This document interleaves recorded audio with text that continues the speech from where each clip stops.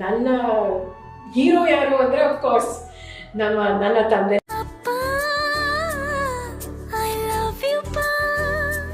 ನಮ್ಗೆಲ್ರಿಗೂ ವರ್ಷ ನಮ್ಮ ತಂದೆ ತಾಯಿ ಅಂದ್ರೆ ನನಗೆ ಅವರು ನನ್ನ ತಂದೆ ತಾಯಿನೇ ಅಲ್ಲ, ನಿಜವಾಗ್ಲೂ ದೇವರು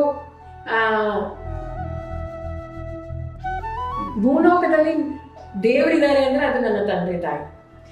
ನನಗೆ ಯಾಕೆ ಬಹಳ ತಂದೆ ತಾಯಿ ಬಗ್ಗೆ ಮಾತಾಡಿದ್ರೆ ನನಗೆ ಯಾಕೆ ಎಷ್ಟು ಇಮೋಷನಲ್ ಆಗ್ತೀನಿ ಅಂದ್ರೆ, ನೋಡಿ ಎಲ್ರೂ ಅವರು ಎಷ್ಟು ಜನ ಮಕ್ಕಳನ್ನ, ಅವರು ಹೆಣ್ಮಕ್ಳನ್ನ ಅವರು ರಾಜಕೀಯಕ್ಕೆ ಅಲೌ ಮಾಡ್ತಾರೆ, ಬಿಡ್ತಾರೆ.